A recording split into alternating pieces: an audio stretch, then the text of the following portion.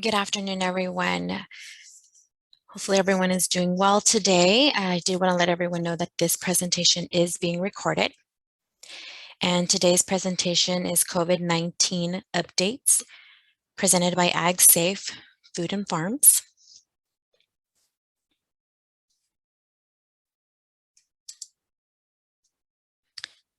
The webinar disclaimer, I will let a couple minutes, that way you can read through it.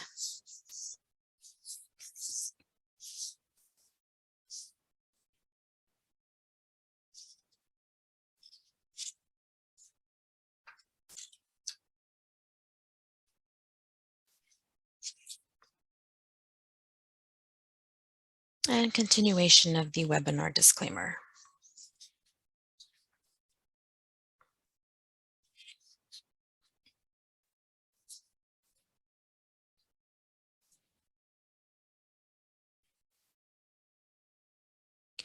UC Davis Western Center for Agricultural Health and Safety. The content produced with support from the Western Center of Agricultural Health and Safety with financial support from the Labor Workforce Development Agency.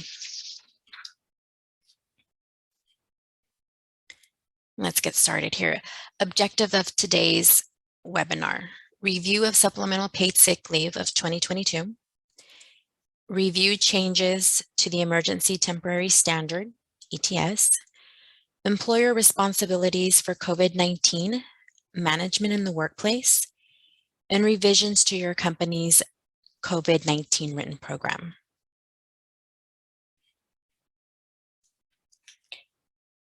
I do want to let you know, look for updated changes. With only 2 weeks left before April 21st, vote on the final version of Cal-OSHA's COVID Emergency Temporary Standard. The Standards Board has published the language on the board will consider, vote on, and it is expected to be approved. There is the link that you'll find these revisions, and again, look for it on April 21st.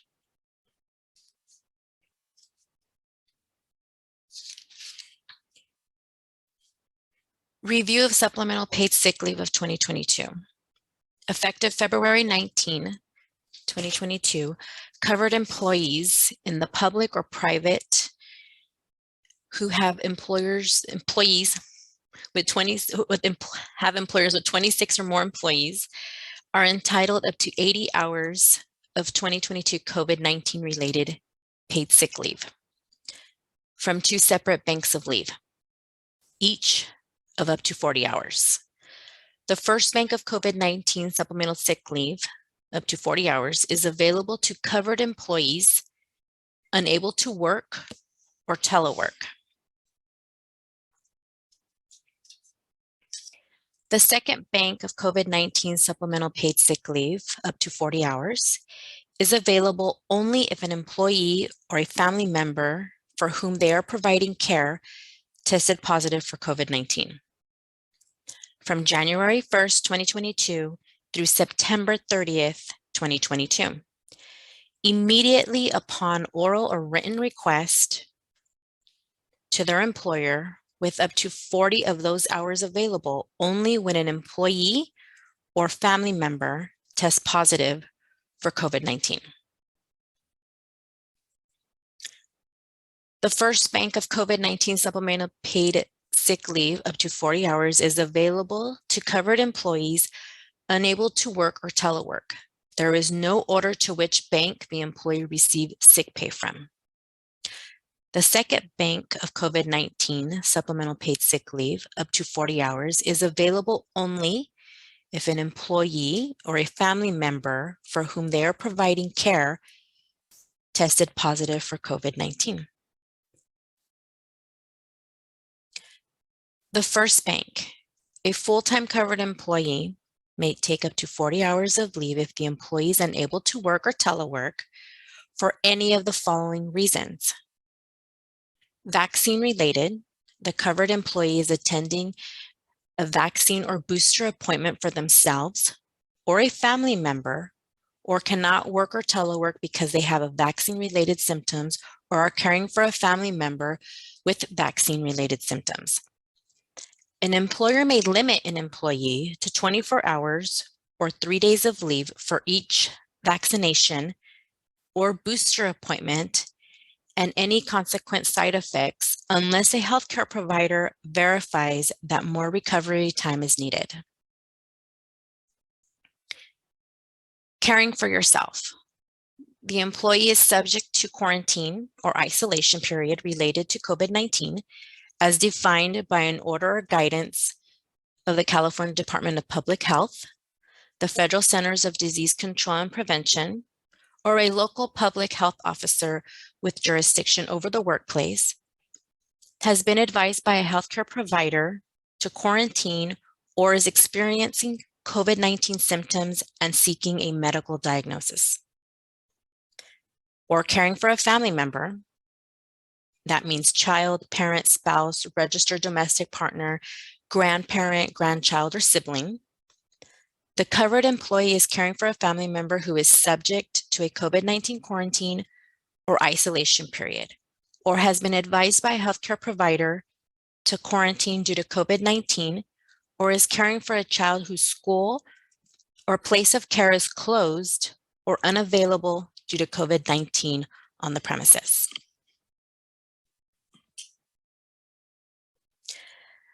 The second bank, a full-time covered employee may take up to additional 40 hours of leave if the employee is unable to work or telework for either of the following reasons. The covered employee tests positive for COVID-19. The covered employee is caring for a family member, one who tested positive for COVID-19, or two, a family member includes a child, parent, spouse, registered domestic partner, grandparent, grandchild, or sibling.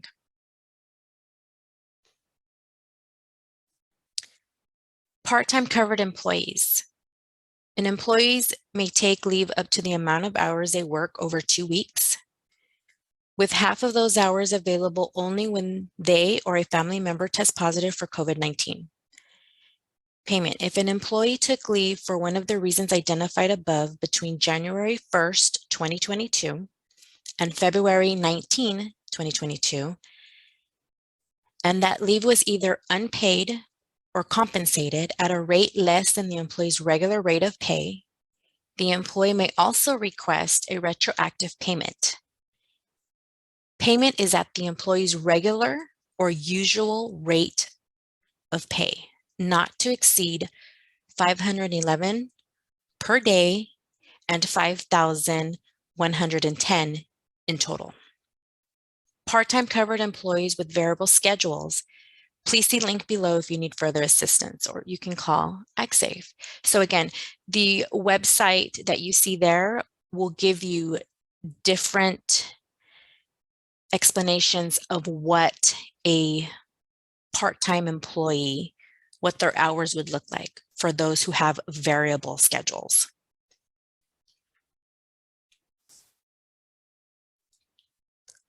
What time period does 2022 COVID-19 supplement paid sick leave cover? January 1st, 2022 through September 30th, 2022. Although the law was signed on February 9th, 2022, the requirement for an employer to provide 2022 COVID-19 supplement paid sick leave does not start until February 19, 2022. The requirement to provide 2022 COVID-19 supplemental paid sick leave will end on September 30th, 2022. If the law expires while a covered employee is taking this leave, the employee can finish taking the amount of 2022 COVID-19 supplemental paid sick leave they are entitled to receive. So again, you have an employee on September 28th is out because they have COVID-19. They are entitled to take the time off, even if it falls into October.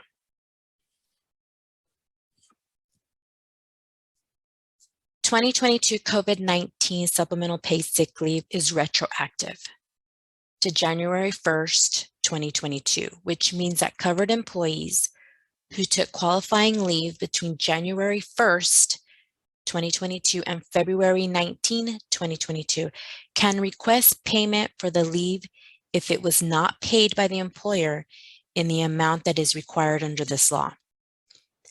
Payment is only required if the covered employee makes an oral or written request to be paid for leave that qualifies. So vaccine-related, caring for yourself, and caring for a family member. The oral or written request must be made on or after February 19, 2022. After the employee makes the request, the employer will have until the payday for the next full pay period to pay the retroactive 2022 COVID-19 supplemental paid sick leave. On that payday, the employer must also provide accurate notice on the itemized wage statement of how many 2022 COVID-19 supplemental paid sick leave hours have been used by the covered employee. Exclusion pay under the emergency temporary standard. An employee receives an exclusion pay when there is exposure to COVID-19 in the workplace and the employee is excluded from work. So that means that the employee was not able to work because of a exposure to COVID-19. The employee didn't have COVID-19. The employee was excluded from work because of what was going on in that workplace. Employees are not required to use 2022 supplemental paid sick leave hours before receiving exclusion pay. For further information, please visit California Department of Industrial Relations exclusion pay under the emergency temporary standard. There's the link below, so if you have any questions in regard to that. Remember, effective February 19, 2022, covered employees in the public or private who have employers with 26 or more employees are entitled up to 80 hours of 2022 COVID-19 related paid sick leave from 2 separate banks of leave, each of up to 40 hours. If you, the employer, does not pay sick hours, or if you retaliate, an employee can't exercise their labor rights, such as filing a wage claim for non-payment of sick leave, and as a result is fired, suspended, demoted, or have their hours reduced, this is considered retaliation. They can file a retaliation claim with the Labor Commissioner's Office.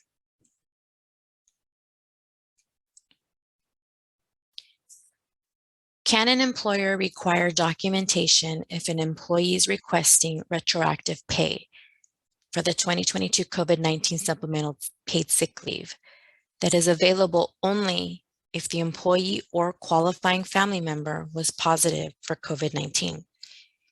Yes, if the employee is requesting retroactive pay for leave that is available only if the employee or qualifying member was positive for COVID-19, an employer may request documentation. This documentation could include, among other things, a medical record of the test result, an email or text from the testing company with the results, a picture of the test result, or a contemporaneous text or email from the employee to the employer stating that the employee or a qualifying family member tested positive for COVID-19.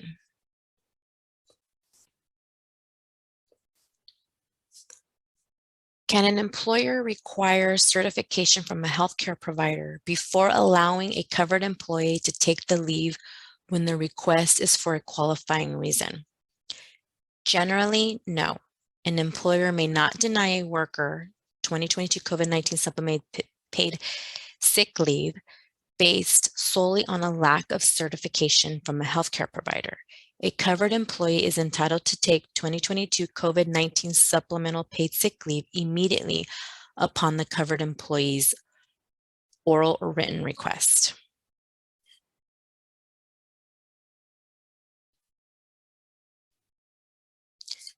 Does the 2022 COVID-19 supplemental paid sick leave law address specific situations in which an employer may request documentation before paying the employee.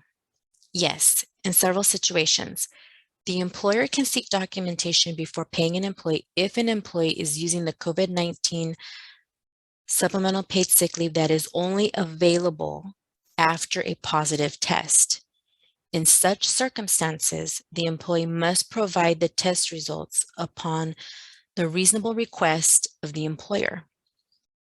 If the employee fails to provide the result of the test, then the employer may deny pay for any leave taken.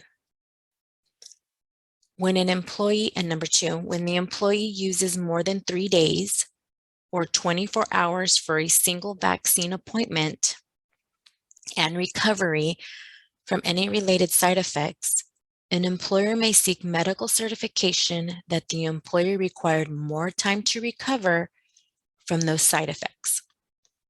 Medical certification in this context would only be a note from a healthcare provider that the employee or family member can continue to have vaccine side effects.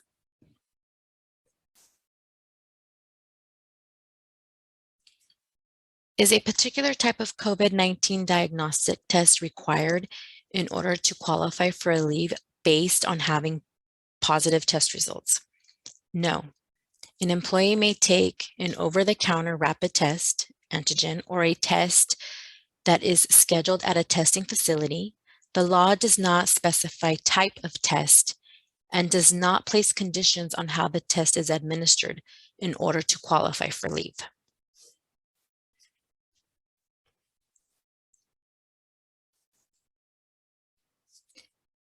Can the employer require an employee to get a COVID-19 test under the 2022 COVID-19 Supplemental Paid Sick Leave Law? Yes, in certain circumstances, the 2022 COVID-19 Supplemental Paid Sick Leave Law provides that an employer may require a test after 5 days have passed since the employee tested positive for COVID-19. If the employee fails to take such a test required by the employer may deny pay for any leave taken after the time the employer provides the test. Any test required by the employer must be made available by the employer and at no cost to the employee. Making a test available means ensuring the employee has a rapid test in hand or securing an appointment at a testing facility for the employee. A test has not been made available by the employer if it has not been received by the employee.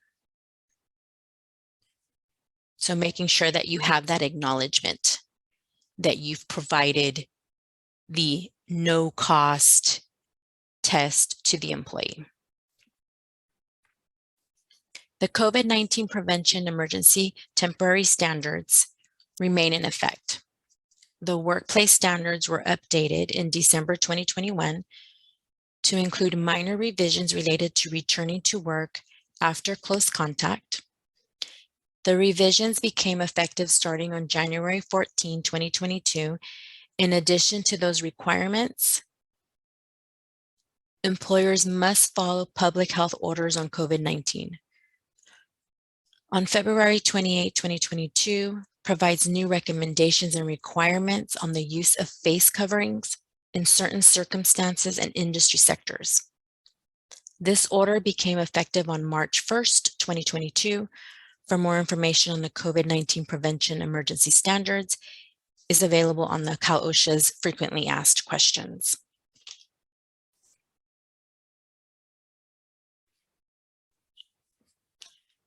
The following changes: physical distancing, respirators, face coverings, testing, and outbreaks. Again, these are reviewed changes to the emergency temporary standard.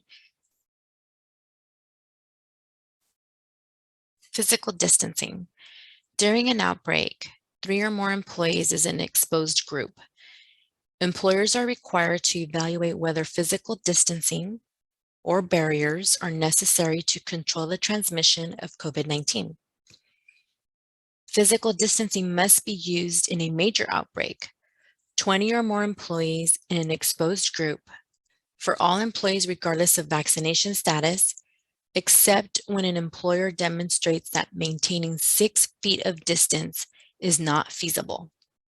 When it is not feasible to maintain 6 feet of distance, persons must be as far apart as feasible. Physical distancing. Nothing in the revised ETS prevents employers from implementing additional protective measures than are required, including the use of physical distancing and barriers. Employers are under an ongoing requirement to assess workplace hazards and implement controls to prevent transmission of disease. There may be circumstances in which employers determine that physical distancing is necessary in their workplace. As described above, physical distancing is sometimes required for a limited period if fully vaccinated employees cannot be tested after a close contact.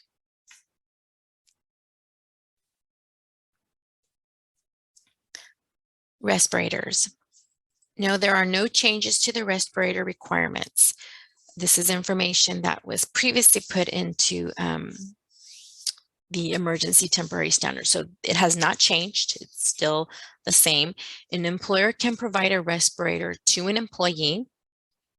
Respirators can be an effective method of protecting against COVID-19 hazards when people properly selected and worn. Respirator use is encouraged to provide an additional level of comfort and protection from workers, even in circumstances that do not require a respirator to be used.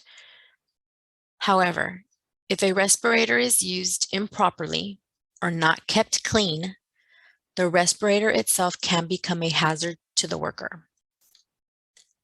You need to take certain precaution to be sure that the respirator itself does not present a hazard. You should do the following.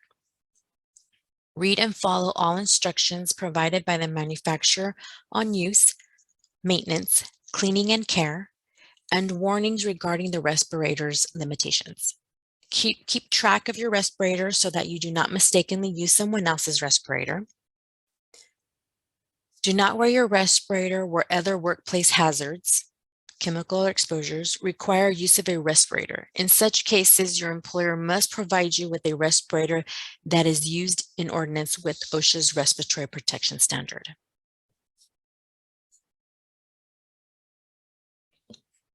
Face coverings.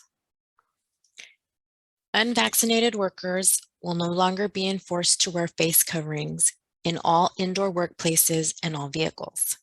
However, other face covering requirements within the ETS remain in place, including provisions requiring face coverings in outbreaks and employer-provided transportation.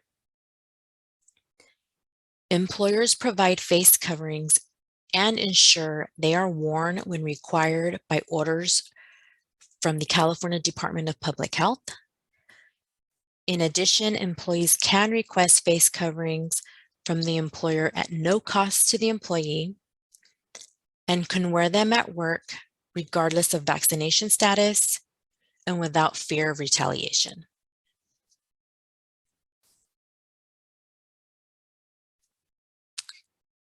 The new definition of face covering includes and is an example of an acceptable face covering: tightly woven fabric or non-woven material of at least 2 layers that does not let light pass through when held up to a light source. Does this mean all face coverings must completely block out light? No. Face coverings do not need to completely block out light. This is just one example of an acceptable face covering made from a tightly woven fabric or non-woven material. Holding a face covering up to a light is also a good way to see if there are very small holes or perforations that would not normally be visible. You do see people still wearing face masks that were made, and here it says that they can. It's just there are material that if it's tightly woven, you need to make sure that there's no holes, or the other material that there's at least 2 layers to the homemade mask or wherever they're buying in the mat. That's not a mask being provided by the employer. Testing. Employers must offer testing at no cost to the employees during paid time off. 2, symptomatic unvaccinated employees, regardless of whether there is a known exposure. This is the same as the previous version of the ETS. All employees, regardless of vaccination status, who have had close contact with a COVID-19 case, except for recently recovered employees. All employees, except for recently recovered employees, regardless of vaccination status, in an outbreak or a major outbreak. When following the California Department of Public Health isolation and quarantine guidance to keep employees working or return them sooner if tested.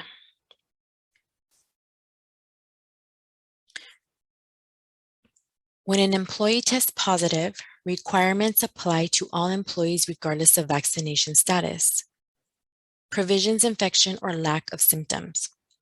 Employees who test positive for COVID-19 must be excluded from the workplace for at least 5 days. Isolation can end and the employees may return to the workplace after day 5 if symptoms are not present or are resolving, and a diagnostic specimen collected on day 5 or later test is negative. If an employee is unable or chooses not to test and their symptoms are not present or are resolving, isolation can end and the employee may return to the workplace after day 10.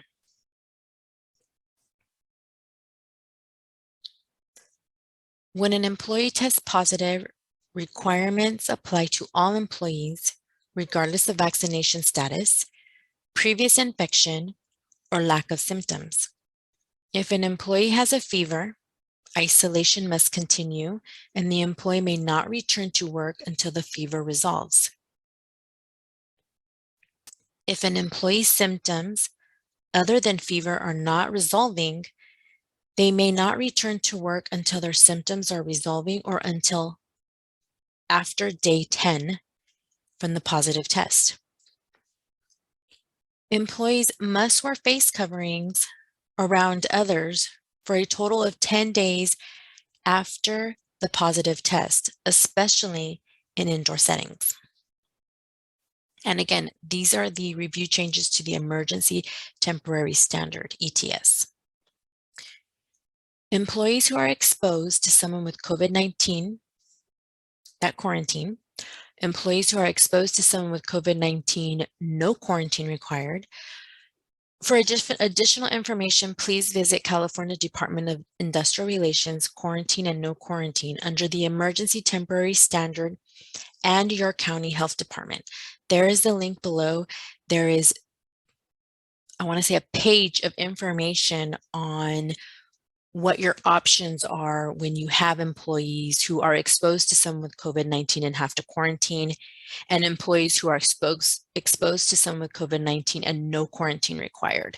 Again, it is a page long, if not longer, and you certainly want to go with what your county health department is recommending.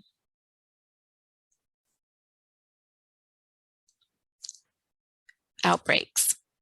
The revised Emergency Temporary Standard still requires employers to implement more protective requirements if an outbreak or major outbreak occurs in a workplace. CAOSHA also has the option of proposing changes to the Emergency Temporary Standard one additional time if necessary.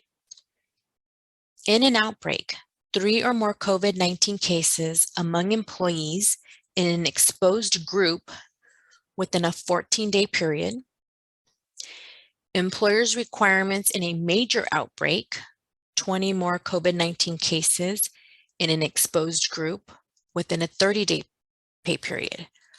What is an exposed group? Again, there is a page on what the ETS considers an exposed group. And for more information regarding the employer's obligation, there's the website below. That way you're able to look at everything what the ETS is considering an exposed group is when it comes to an outbreak or a major outbreak.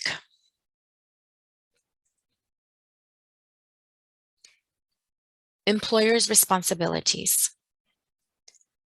What notice must employers provide to covered employees about 2022 COVID-19 supplemental paid sick leave under California law? Under California law, employers are required to display the required poster about 2022 COVID-19 supplemental paid sick leave in a place at the worksite where employees can easily read it. If an employer's covered employees do not frequent a workplace, and the employer may satisfy the notice requirement by disseminating notice through electronic means. So yes, if there is not an area where you can put this poster, you can send it to the employee in a payroll notice, electronic means if they have an email address. But again, this poster must be displayed, and that is what the poster looks like.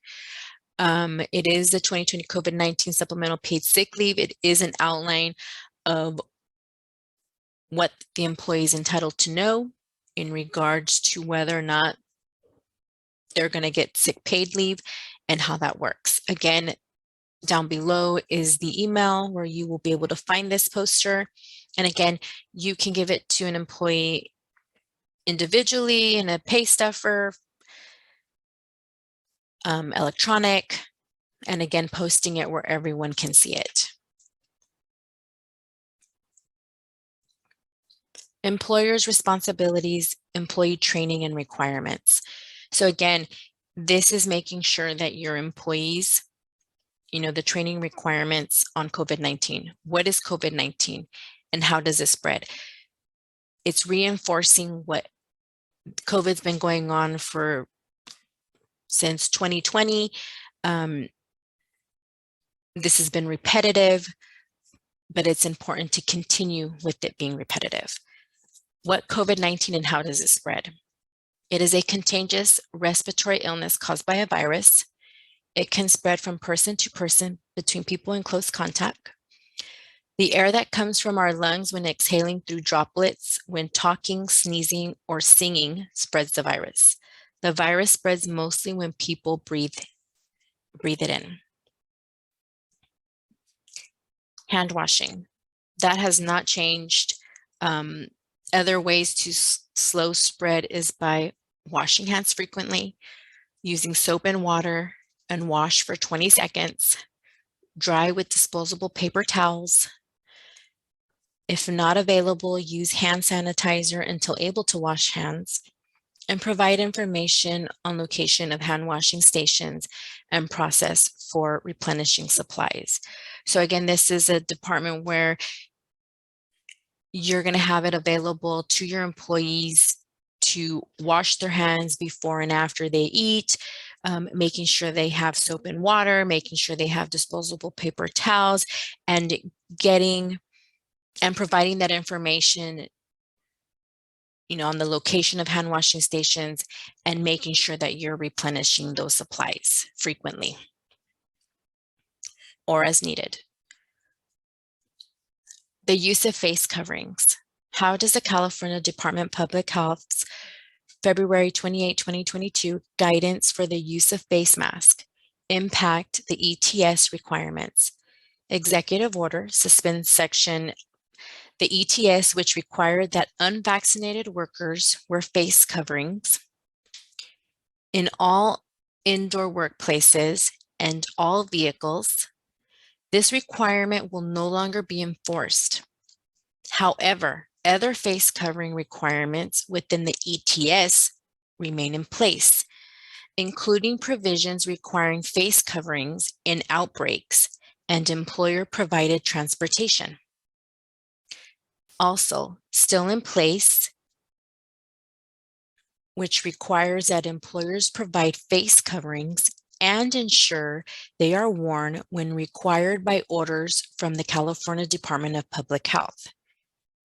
In addition, employees can request face coverings from their employer at no cost to the employee and can wear them at work regardless of vaccination status without fear of retaliation, as specified, and it'll let you know the section there. California Department of Public Health, effective March 1st, 2022, the requirement that unvaccinated individuals mask indoor public settings will move to a strong recommendation that all persons, regardless of vaccination status, continue indoor masking.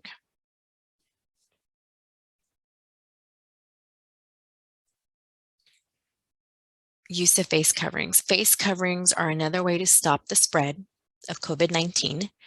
Face covering means a surgical mask, a medical procedure mask, a respiratory worn voluntarily, or a tightly woven fabric that you're not able to, again, see light through, or a non-woven material of at least 2 layers.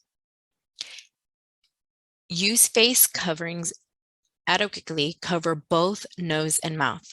We still see today that people do not cover when they are wearing a mask. They tend to cover their mouth and uncover their nose.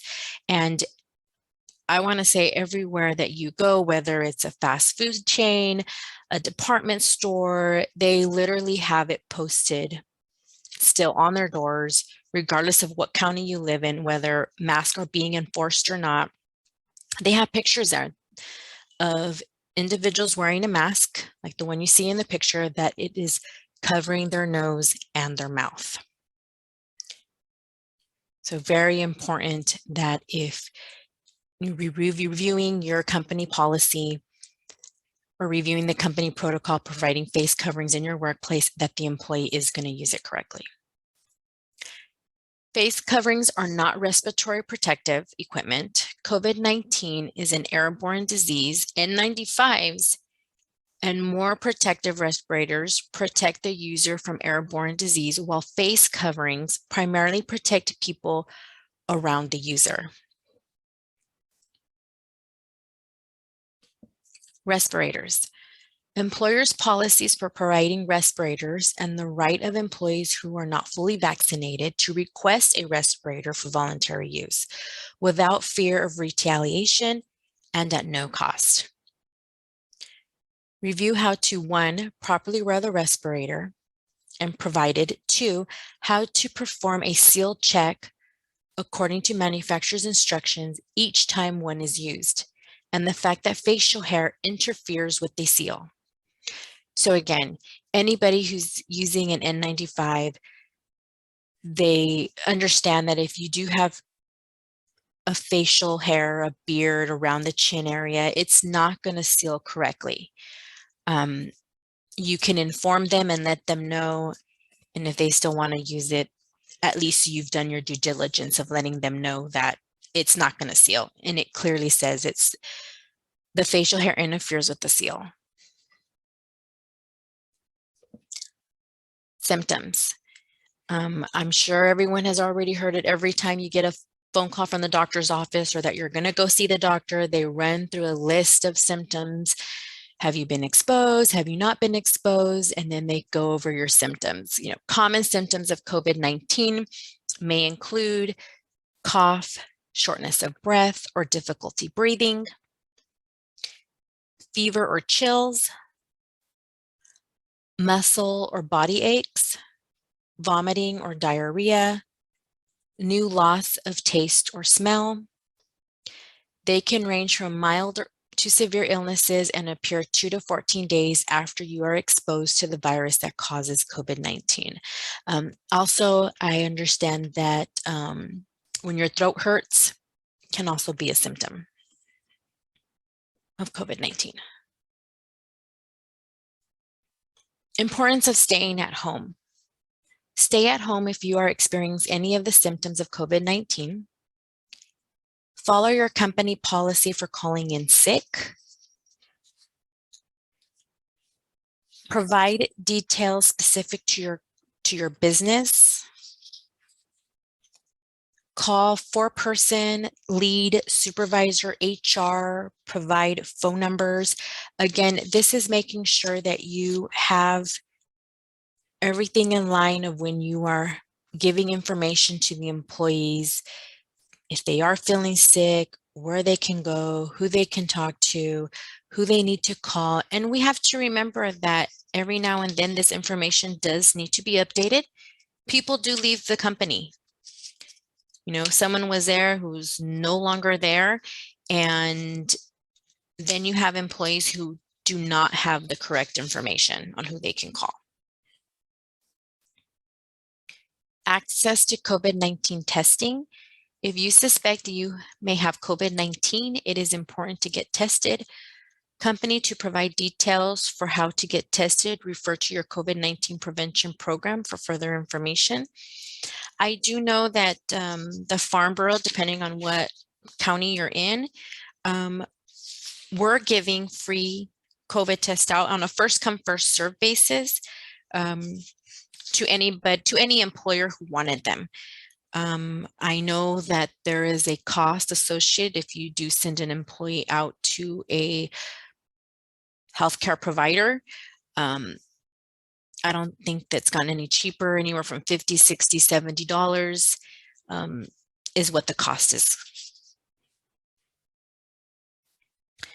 Employers must develop a written COVID-19 prevention program.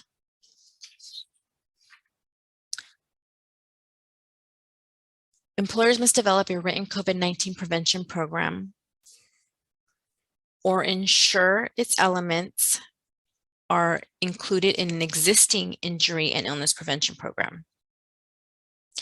The employer must do the following in ordinance with their written program: the COVID-19 prevention program, communication with the employees, identifying, evaluation, and correcting COVID-19 hazards, face coverings, and other controls. Again, you will find COVID-19, your IIPP, if you go into Cal OSHA, they have their written model right there, and it literally is everything that a company would need. You just have to make sure that when you fill it out, it could be as simple as, you know, if you have similar departments, you know, one plan program will be for that department, because we have to remember not everyone is going to have the same exposure. You know, your office staff may not have the same exposure as someone who's working in the fields. Again, or as someone who's working with a lot of other people versus, you know, again, your office staff that are at their desk or they're not sharing their workspace with anybody.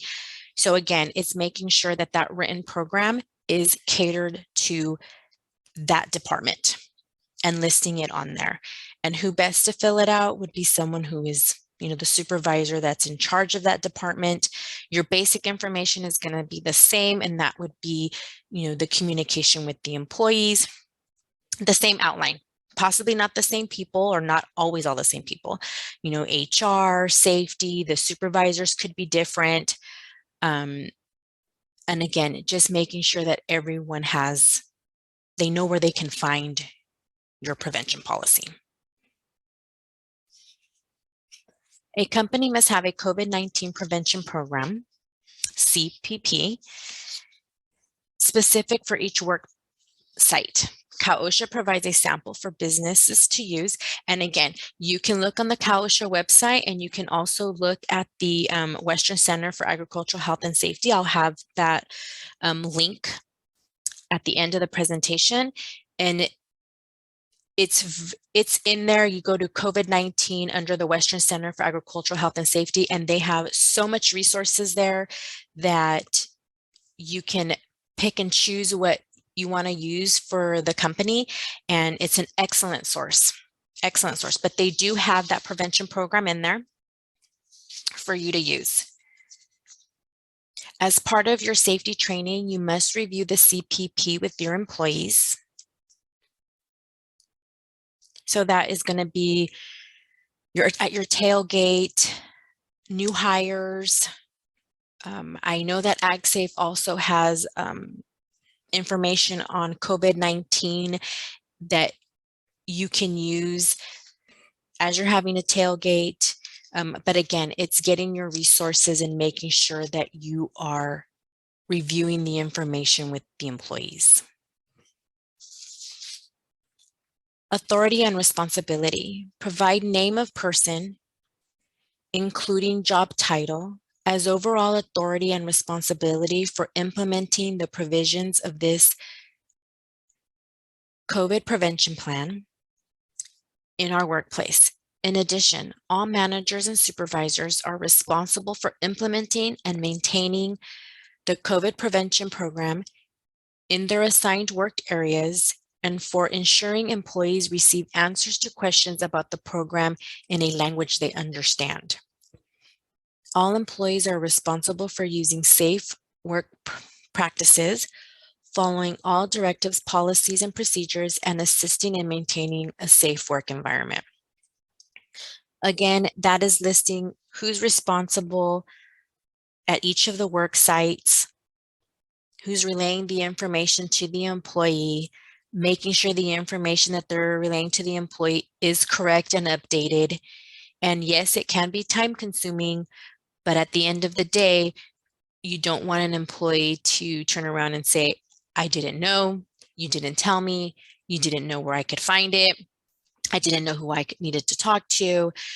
It's always clear to have, again, at a tailgate, information advising the employee what to do if they have any questions and who they need to talk to.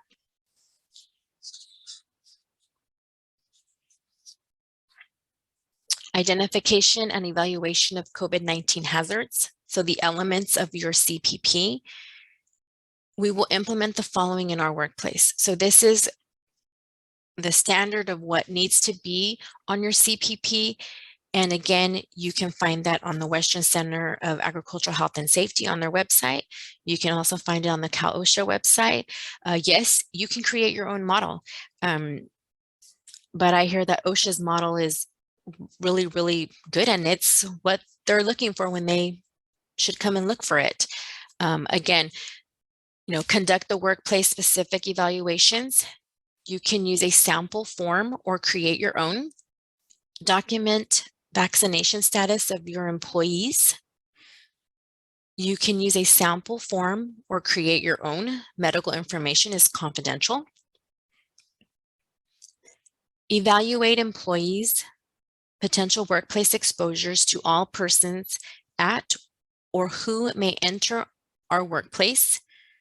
Review applicable orders and general and industry-specific guidance from the state of California, CalOSHA, and the local health department related to COVID-19 hazards and prevention. Evaluating existing COVID-19 prevention controls in our workplace and the need for different or additional controls. So again, this is you reviewing your CPP and making sure that the supervisors are reviewing it as well and updating it. Any changes, because remember, you, the employer, if you should have an outbreak, you are still responsible for your employees. Conduct periodic inspections using a sample inspection form as needed to identify unhealthy conditions, work practices, and work procedures related to COVID-19, and to ensure compliance with our COVID-19 policies and procedures. And you would enter other identifications and evaluating measures you take in your workplace. So again, this is catered to each department, different supervisors. You will have information that's generally the same in human resource, safety coordinator, but you definitely want to make sure that you have that information updated. Employee participation. Describe how employees and their representatives, if any, may participate in COVID-19 hazards, identification, and evaluation. So making sure that the employee is participating in that tailgate, or if you have a new employee and you are introducing them to your IIPP, that they're aware of it. Employee screening. Describe how you are screening employees. Direct screening when they come to work, or having them self-screen prior to coming into work, per California Department of Public Health guidelines. Hazard correction. Once hazards are discovered, provide assessment and time frame assigned to correct hazards. Identify who will correct the hazards as well. Describe how the following will be accomplished. The severity of the hazard will be assessed and correction timeframes assigned accordingly. Individuals are identified as being responsible for timely correction. Follow-up measures are taken to ensure timely correction. And again, whether it's HR or safety, or maybe you have a COVID response team where you work at, or someone specifically that's handling COVID-19, you want to make sure that when there are hazards assessed, that someone specifically is being held accountable to fix those hazards, and that it's being done in a timely fashion, and also making sure that the person who's in charge of the program or the HR or the safety person is getting back to make sure that those follow-up measures are being taken care of. It happens quite often, and it could be with COVID-19 or on another issue where someone drops the ball, they were on vacation, someone else needs to be in charge of that, or people simply forget. So it's making sure that there are other people involved to make sure that the job is getting done. Control of COVID-19 hazards. Face coverings. We provide clean, undamaged face coverings and ensure they are properly worn by employees that are not fully vaccinated when they are indoors or in vehicles, and where required by orders from the California Department of Public Health. Any employee not wearing a required face covering will be at least 6 feet apart from all other persons unless the unmasked employee is either fully vaccinated or tested at least weekly for COVID-19. Provide specific information on how face coverings will be provided, replaced, and cleaned as needed, as what your policies are should your employees encounter non-employees that are not wearing face coverings. There is a list of exemptions. If you go onto the website for California Department of Public Health, there are exceptions, people who have health issues, but there is a list right there that is provided. Engineering controls. For indoor locations, there is an appendix for reference, identifying and evaluate how to maximize ventilation with outdoor air using filtration systems or other filtration units, and be specific. Also describe how outside air and/or ventilation systems will mitigate risk without creating greater risk, heat or wildfire smoke issues. Describe how this will be accomplished. Samples are provided on the website. And again, when you're creating your CPP, if you haven't already, or you're updating it, again, the model is there for you. You literally have to fill in the blanks.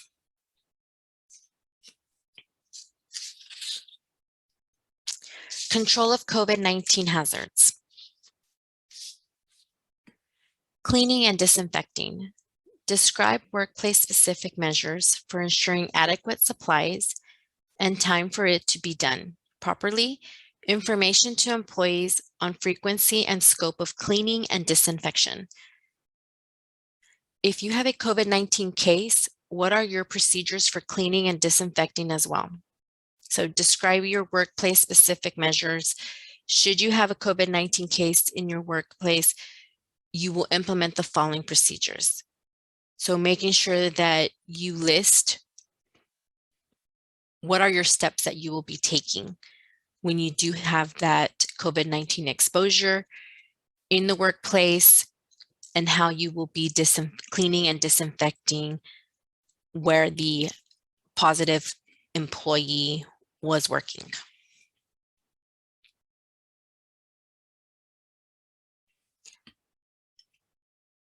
Hand sanitizing.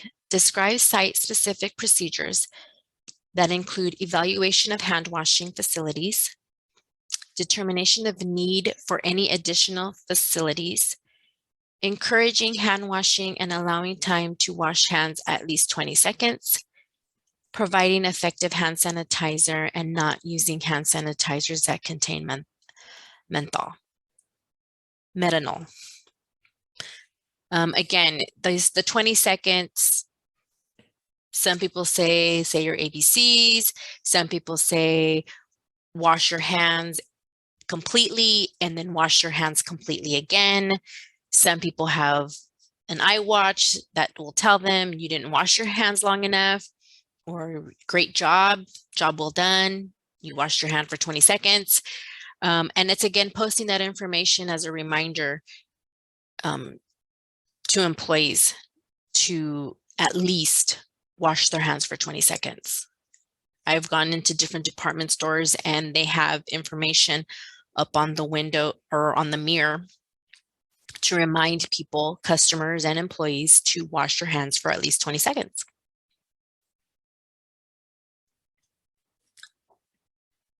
Personal protective equipment, PPE. Evaluate the need for PPE, what is being used, and provided it as required by Section 3380, provided and ensure use of PPE as needed. Upon request, provide respirators for voluntary use to all employees who are not fully vaccinated or who are working indoors or in vehicles with more than one person. Describe how employees will request them and will be encouraged to use them in compliance. So again, this is your policy. You can say, maybe you don't want to put for fully, adding that language in there for fully vaccinated, but anybody, like it says, anybody who wants to use a respirator, that, for them to come and ask and describe how that request will be encouraged and who they can talk to. Testing of symptomatic employees. We make COVID-19 testing available at no cost to all employees who had close contact in the workplace and have COVID-19 symptoms during employees' time off.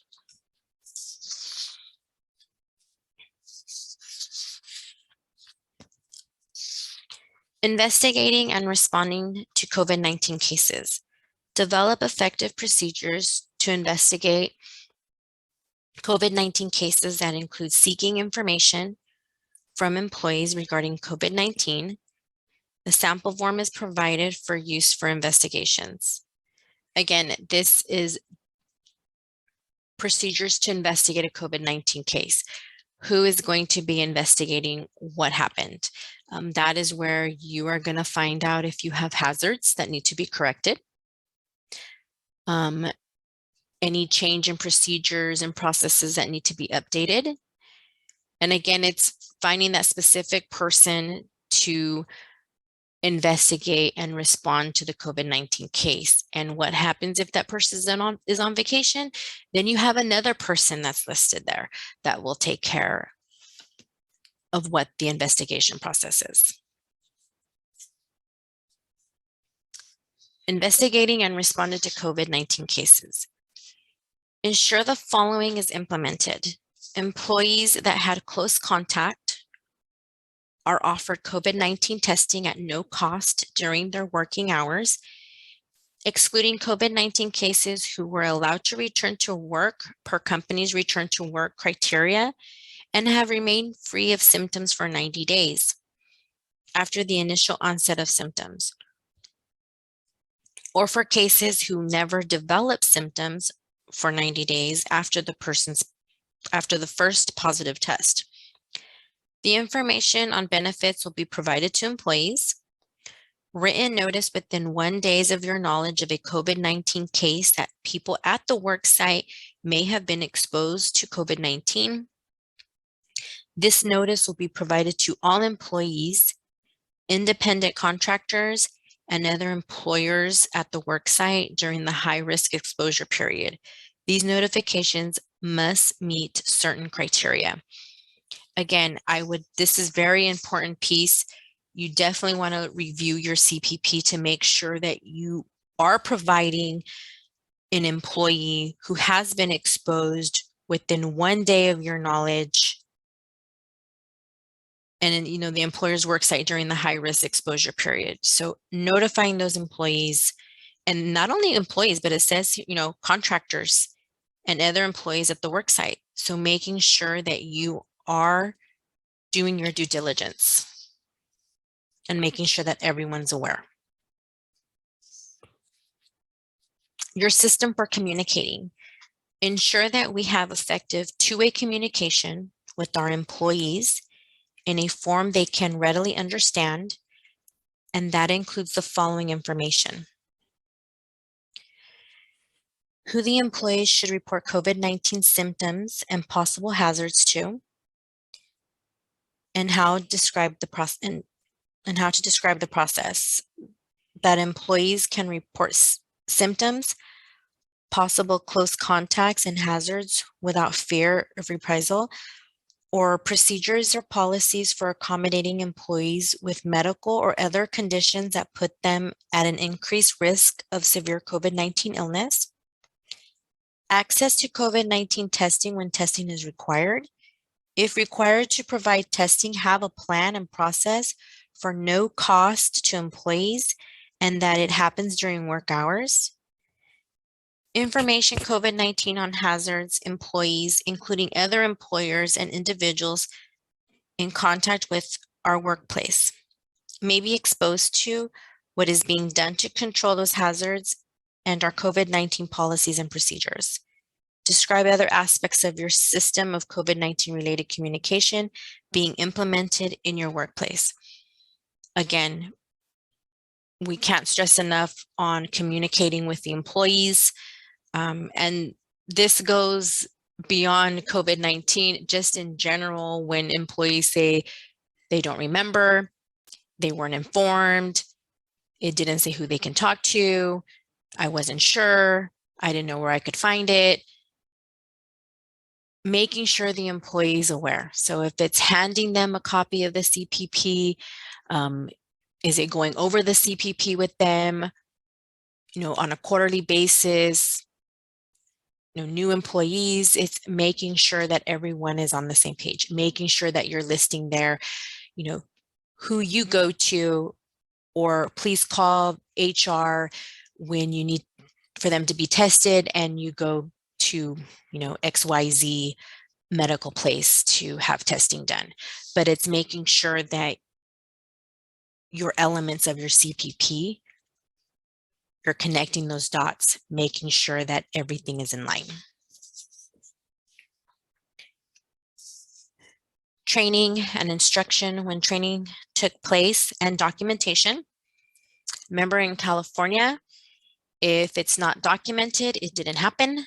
So very important that you document that the employee was aware of their supplemental paid sick leave, that we went through the CPP, that the phone numbers of who they need to contact, their supervisor, the safety, the HR, making sure that that information is updated just in case if someone left the company. and that the employee is being trained and you're documenting it. He's signing off that he's aware of the CPP, he knows where it's at, he knows what the steps and procedures are. If he feels that he has COVID-19 or that he's been exposed to someone with COVID-19. Again, I stressed this already before. Western Center for Agricultural Health and Safety has a lot of training material on that website. Please go visit that website to help with the procedures that have to be done. Exclusions of COVID-19 cases, where you have cases of COVID-19 in workplace. Describe how they will limit transmission. Ensure that COVID-19 cases are excluded from workplace until you return to work requirements are met. Excluding employees that had a close contact from the workplace until you return to work criteria have been met with the following exceptions.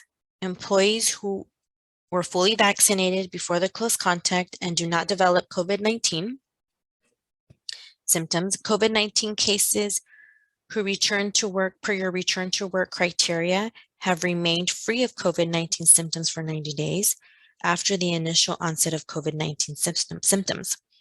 Or for COVID-19 cases who never developed COVID-19 symptoms for 90 days after the first positive test. For employees excluded from work, continuing and maintaining employees' earnings, wages, seniority, and all other employee rights and benefits, describe how your workplace will accomplish this.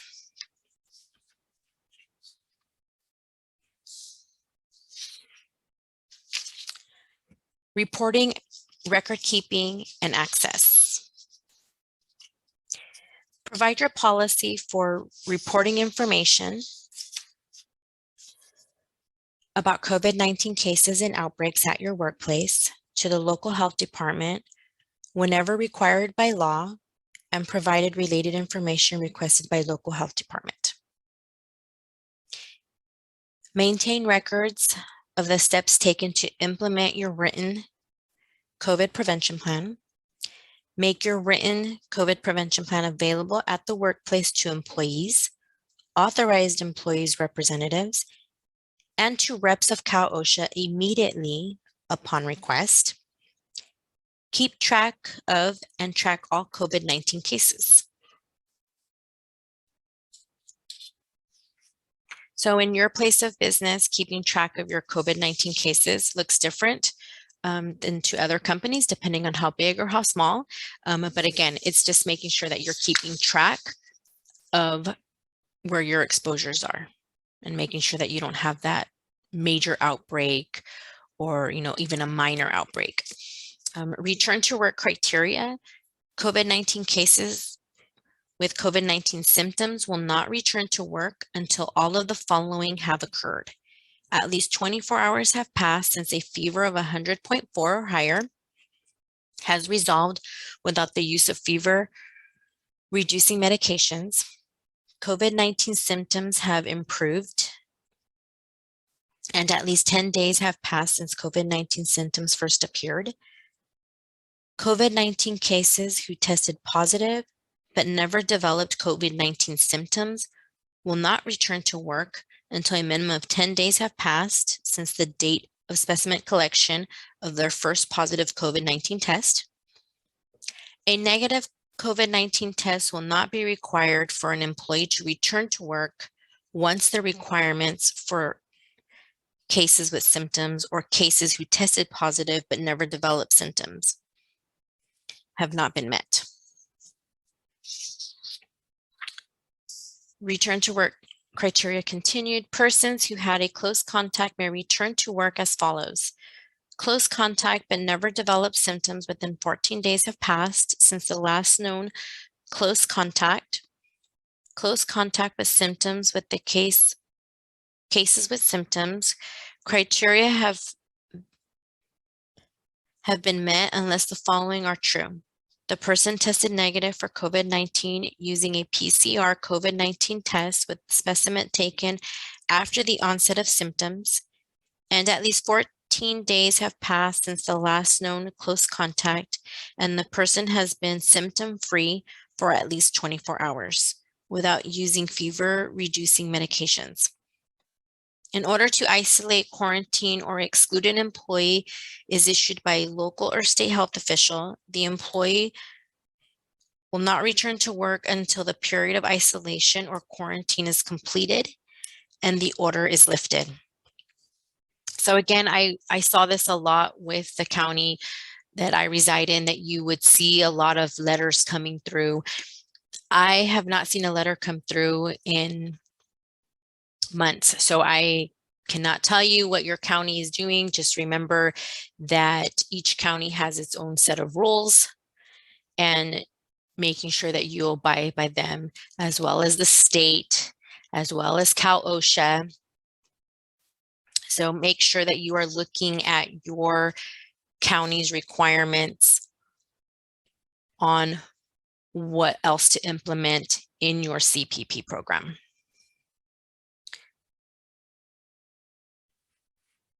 Your COVID-19 resources, again, I said Western Center for Agricultural Health and Safety. Their website is extremely helpful. A lot of material there that you can use for tailgates, information. That way you're not always repeating the same information to the employees, adding some other information to make it, interesting, even though it is on the same topic. California Department of Industrial Relations. And again, you can always go to the dirca.gov, coronavirus. They also have resources there, facts and questions in English and in Spanish. Again, if you have questions regarding how to pay your employees who are part-time with the flexible schedule, there is detailed information there on how to figure that and how to come up with that figure. And also, AgSafe, if you have any questions, you are more than welcome to reach out to AgSafe at safeinfo@agsafe.org or the actual website. Again, I would also like to thank UC Davis Western Center for Agricultural Health and Safety. The content produced with support from the Western Center of Agricultural Health and Safety with the financial support from the Labor Workforce Development Agency. Thank you for attending this COVID webinar. Again, if you have any questions later on, I want to say within several days, you'll be receiving this PDF format of this presentation, along with the detailed information at the end of the websites that you can go to if you have any questions, where you can get more information. Thank you, everyone. Have a wonderful day and be safe.